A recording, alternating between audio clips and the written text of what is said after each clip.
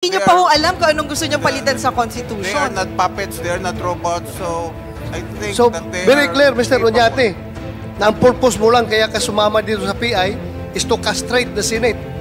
Wala ka palang habol doon sa kung anong magiging kalalabasan na mga amendments sa...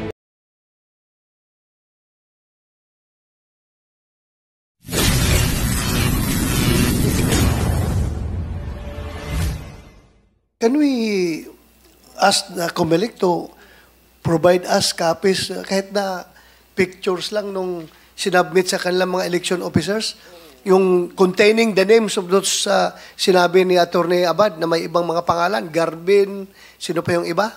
Kung meron, pwedeng submit to this committee? Madam Chair, Your Honors, patanong po namin sa lahat ng local COMELEC namin kung sino yung may naka-receive ng form na may enumeration ng names at hindi yung Abad et al. Lang po. Papatanong Yes. po namin because with all due respect, 8,174,000, 10 po ang isang page po 10 signatures. So papahanap po namin kung sino yung local COMELEC. Chairman Garcia, ang binanggit Ilocos at saka Bicol. Yes. Baka doon na muna tayo mag-umpisa. Yes, Madam Chair, we will instruct our election officers in Bicol and Ilocos to provide us copies po nung signed copies ng mga forms, and then titingnan po namin kung yung mga names ay enumerated. Sa COMELEC ba, naintindihan ninyo yung et al? Maski sino pwede mag-et al kasi malabo nga yung organisasyon ng pirma, kabubuo pa lamang. Well, Madam Chair. Tatanggapin ninyo miski sinong petitioner dito? No, Madam Chair, definitely, because that will be part, supposedly, of the determination in form and substance. Ayun na nga, so yung et al, form and substance po ba yun? That will not be compliant, Madam Chair. Thank you. I was just wondering, Attorney Abad, you're still upholding this form despite its clearly defective and misleading proposition.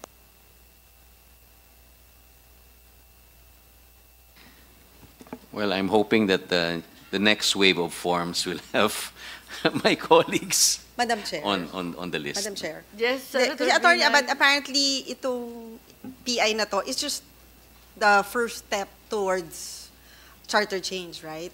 Ano talaga yung end goal nyo? Anong papalitan nyo? Was it, what, term limits ba was part of that? Well, I don't have a specific or structure already in mind. Of course, definitely, economic provisions have to be dealt with. Not just because we want an open economy. Actually, it's more because the CONCOM should not have legislated what Congress could legislate. Meaning, you can be protectionist. De, but bakit hindi na lang yun yung nilagay niya dun sa initiative nyo? Kung economic provisions talaga. Kung yun yung, kumbaga, goal niyong palitan. But hindi na lang dinerecho sa economic provisions, di ba? Well, you can back me up or know this, but when it was discussed with me, they wanted to operationalize Who the was they? Mr. Oñate, the other petitioners. No? Pero akala ko kayo ni Attorney Garbin, na mga abogado, kayo ang nag-draft. Bakit si Mr. Oñate tinuturo pero ninyo ngayon? pero di ba ikaw yung mas may alam pagdating dun sa Constitution? In fact, you were saying na was your advocacy. So why this provision, di ba? Why not go through the economic provisions? Dineretso na. They wanted, Kasi yung unang-una, yung ad na pinalabas nyo, yung EDSA Puera, very misleading kasi hindi naman yun yung tanong nung PI eh. 'Di ba? Wala naman ditong education, walang dun sa commercial nyo. So, kumbaga may disconnect na dun sa ginagawa niyong communication, dun sa actual na pinapipirma. Madam Nancy, Senadora Nancy, my understanding is the reason why it's only voting jointly is because in the People's Initiative, we can only propose one item. So the reason why they zeroed in, it was explained to me, I'm not a lawyer, okay? It was explained to me. Who explained to you? Who explained to you? Sir Noel- voting jointly means Hindi nga, sino ho that the- nagpaliwanag sa inyo? that the Senate and the House will be combined in a constituent assembly. And then Yeah, the sir- senators sir- and the congressmen Paki- will no longer be senators and congressmen, they will be constituent assemblymen. Sino ho nagturo sa inyo niyan? Si Attorney Abad ho ba ang nagpaliwanag sa inyo na ganyan? No, so some of the other proponents of Like People's who? Initiative. Like who And po? then this Hindi, Sino po? constituent- Sino po? Constituent assembly. Hindi. You are not answering the You're question, not- Mr. Oñate. Sino ho Please nag- listen to the question of Senator Senator Binay. Hindi ko naman ho Ha? tinatanong yung... Yeah, tinatanong ka kung sino. Please answer. I know her. Okay, yes. Hindi nga. Tinatanong ka lang ho kung sino ho yung Kasi apparently, hindi nyo alam na para may kailangan may magpaliwanag sa inyo kung bakit ito yung proposal. So, sino ho yung nag-convince sa inyo para ito yung itanong? Was it Attorney Garbin? Was it Attorney Abad? Was it Yeah, my Attorney lawyers. Avisado? My lawyers. Madam Chair, my understanding was when this was discussed, Who discussed it? the group, we are only allowed to propose amendments on one subject. And there is a sentiment which was expressed during the last hearing that the door to charter change has always been closed from the House to the Senate. Sarado ho yung pintuan. And the best way is to propose sure? amendment Are on you the... sure? Yan po yung Are you testimony, not personally, Mr. Senator, yan ho yung testimony ni Attorney Garbin, who was So the former... from the very former- beginning, there was really an intention to castrate the Senate. Yun talaga gusto ninyo kasi jointly kagad ang pinasok Wait, ninyo so eh. si Attorney No, Your Garbin Honor. ho nag-isip, si Congressman Garbin. The group ho, kasi Attorney Garbin happened to be the former chairman of constitutional reforms in Congress. So, and also in the interviews of former Congressman Rufus Rodriguez, yun din po yung sentiment. That's why it was a consensus of that group that to propose amendments through People's Initiative, since one subject lang naman kami, itong voting requirement na. It may be very unpopular and very antagonistic on the Senate. Pasensya na po talaga ho kayo. But that is the campaign of the group on People's Initiative. Thank you po.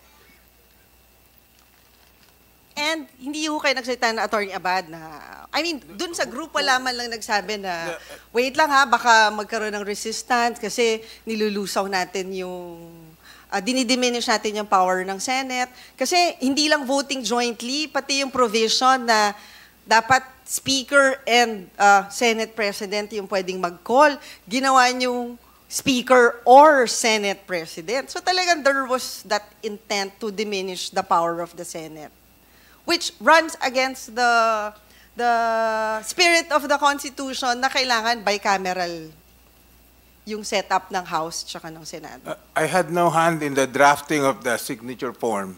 But you agreed to it. Tama po ba? You agreed to this provision. Tama po ba? Naniniwala kayo na... Voting jointly because there will be a constituent assembly composed of congressmen and senators and they will be the ones that will discuss all of the possible changes, economic, and so on. And I Hindi believe po that... ba may interview kayo? You had an interview where you stated that deliberately you included jointly in order to diminish the No, the potentially interviewer asked me, antagonistic votes of the the Senate. interviewer asked me, so madadilute ang Senate dyan. So I said, Oo. yes, nadadilute. But I believe that congressmen and senators, they are highly educated, they are Ang tanong bright ko lang ho, people. bakit wala ho kayong- They are not robots. Actually, they, Mr. they, Oñate, they are parang not robots. sinabi po And ninyo then na they will nasadya discuss and yun. debate and argue. Hindi, ang tanong ko lang din ho, bakit wala kayong kinausap sa Senado? I've heard names from Congress, but I've never heard na may kinausap kayong former senator Daming or incumbent pro-chacha rito. senator. Ang daming pro-economic provisions. Hindi rin tutol ang karamihan sa PI kasi nasa saligang batas. Bakit nga kami hindi kinausap? No, bakit hindi niyo ho kami kinausap? Well, without hanging in the air, I'd like to excuse Attorney Chel Diokno. I think he's busy. If there's anything you'd like to add to this very difficult discussion po. None anymore. Thank you so much, Madam Chair and Your Honors. Yes, maraming salamat. Who's raising his hand? Yes, Madam Chair. San Lakas po. Madam Chair, before we go yes, dun sa, can we just get an answer why the Senate was not consulted? Or why balikan senators were not natin. consulted? Considering na malaking epekto itong ginawa nilang provision. Siguro Attorney Abad or Mr. Oñate. Bakit hindi ho? What's the question again, Madam Senadora? Hindi kasi parang, di ba ho, nag-meeting kayo with the speaker. How come there was no effort to meet with the Senate President? I was told that Congress already filed more than 300 resolutions regarding charter change, but all those 300 resolutions were ignored by the Senate. And just Yun because, lang sabi sa akin. sino ho nagsabi sa inyo? Yung mga kasamahan namin, Like who? Congressman Garbin, Congressman, and then my lawyers, Congressman Rufus Rodriguez.